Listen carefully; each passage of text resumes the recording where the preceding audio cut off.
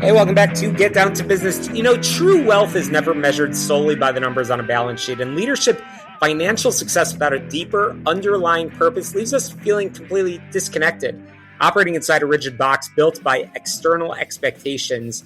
To live and lead effectively, we need to step outside of that box and align our financial resources with clarity, purpose, and peace. My guest today is a visionary financial educator, portfolio manager, and professor who has spent over 30 years guiding thousands of clients towards total well-being.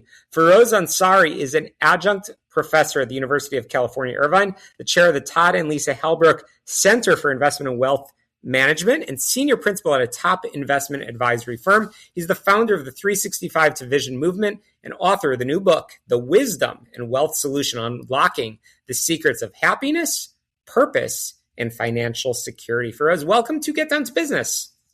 Thank you, Shalom. Thank you for having me. Absolutely. You write that everyone is born inside a concrete box constructed from our geography, our background, and cultural expectations. You personally achieved the traditional symbols of success, the career, the house, the pool, and then you realize you stopped feeling fully alive. How does a high-performing leader recognize when they're chasing someone else's definition of success inside that box? I think it's very easy to stay inside the box that we are born into, and to be able to recognize that box, because it's not easy. Because on the inside, our concrete box is soft, it's comfortable, it's familiar, it gives us that sense of security. But at some point in your life, you do tend to feel that even though I might have achieved a degree of financial wealth, something is missing. Life is not complete. I'm not totally happy with my purpose, or I'm not comfortable with the meaning that I think I have accomplished. So when you have that recognition and when you feel that something is missing, I think that is the time when we investigate the deeper question or try to find that what is missing. And when I got to, this is when I got to about age 45, I realized that something is missing. And I started researching purpose and meaning and wisdom and financial and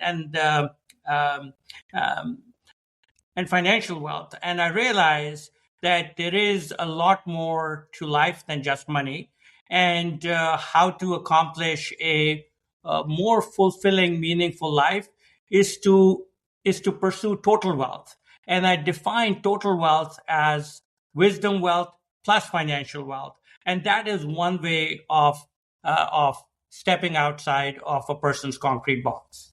And you introduce a powerful formula in the book: total wealth equals financial wealth plus wisdom wealth. For the business owners listening who have spent decades focusing exclusively on the financial side of the equation, how do you define wisdom wealth, and why is it essential for lasting peace? So wisdom wealth is your awareness. It is relationships that you build. It is finding purpose in life. And that is wisdom wealth. And it comes with introspection. It comes with knowing yourself. It comes with knowing the word. It comes with knowing your purpose. So financial wealth is a necessary but insufficient condition. We need wisdom wealth. And again, as I said, it comes with knowing your purpose, having awareness, taking the right action. And then last but not least is having acceptance that even though we may have created the awareness, we may have taken action, but outcome is not in our control. So how do we find that empathy for ourselves that, okay, I did my best. This is not what I expected. How do I accept that outcome? And the goal here is to have empathy for yourself when things do not work out. And when things work well, know that the world is random and the outcome could have been completely different.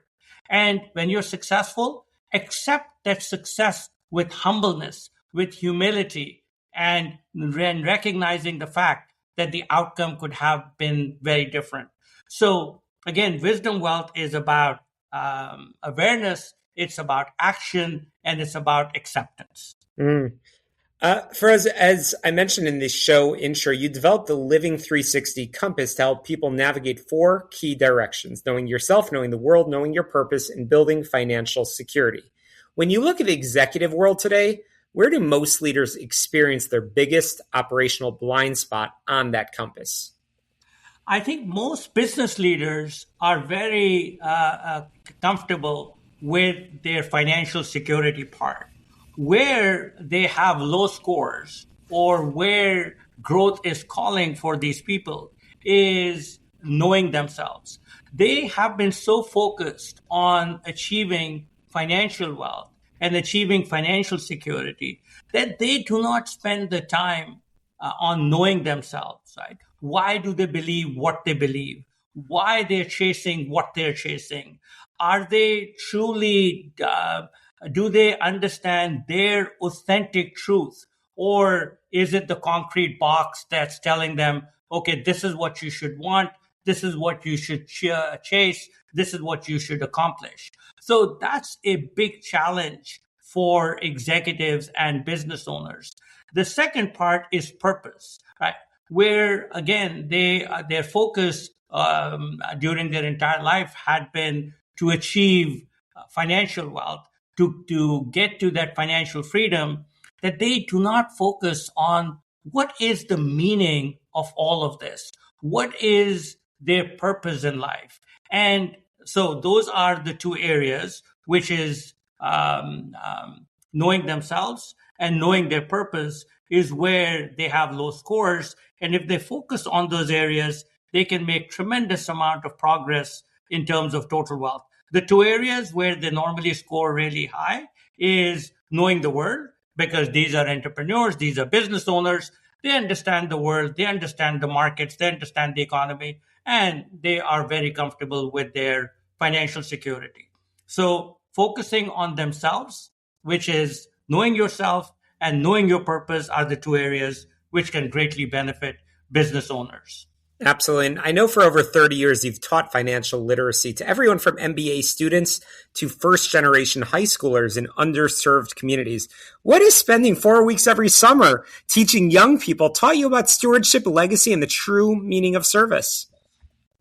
So I think in our high schools, we teach everything except financial literacy. Why do we expect when someone will turn 18, they will magically know how to make smart financial choices, or how to be responsible with your money, or how they should save and how they should invest? I think this is a big gap in our academic system, in our educational system, where we do not teach our young adults how to invest, how to save, how to create an asset allocation, and then the power of compounding. So I do spend 4 weeks teaching financial literacy to underserved students all over from different parts of the country, because this is where the greatest impact could be. If our young adults could have financial discipline, if they have awareness of how much they need to save, that they should maximize their 401k, they should never leave money on the table if their employer is giving them a match in their 401k. And if they continually save 5, 7, 10% of their salary, by the time they get to age 65, they could have a significant amount of wealth, which could give them financial freedom and financial security. We do not teach it. I think that is a big gap. And if young adults are aware of how they can how they can make better or smarter financial choices, their life could be on a completely different financial trajectory. Amen. I couldn't agree more. Again, I've been chatting with the amazing Feroz Ansari, adjunct professor at the University of California, Irvine, many other titles, including senior principal at a top investment and advisory firm. He's the founder of the 365 Division Movement and author of the new book, The Wisdom and Wealth Solution, Unlocking the Secrets of Happiness, Purpose, and Financial Security. Where can we find the book? So Shalom, you can find the book on Amazon. The book is called The Wisdom and Wealth Solution, or you can go to the book's website, which is wisdomandwealthsolution.com, or you can find it on Barnes and Noble. And I think in the book, what is really interesting is that most books are either self-help that focus on happiness, or they're focusing on financial security and investing. This book combines both, which is wisdom wealth and financial wealth. So I think Absolutely. it could be pretty impactful for your listeners. Thank you so much. A quick break. We'll be right back and get down to business.